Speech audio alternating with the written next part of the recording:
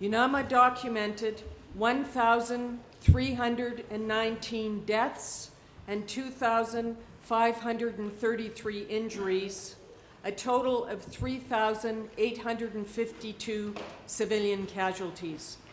This marked an increase of 14% in deaths and 28% in injuries over the same period in 2012.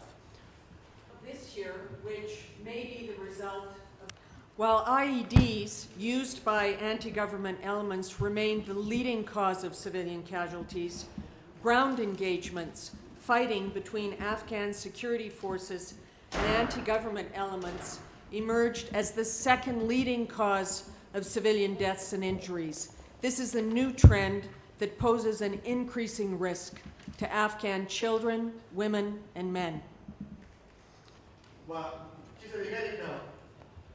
UNAMA attributed 74% of all civilian deaths and injuries to anti-government elements, 9% to pro-government forces, 12% to unattributed ground engagements between the pro-government forces and anti-government elements, and the remaining 5% of casualties resulted mostly from unexploded ordnance.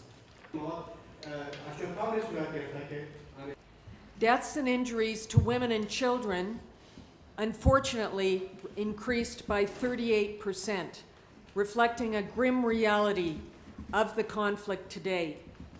UNAMA documented 337 women and children killed and injuries to 770 others.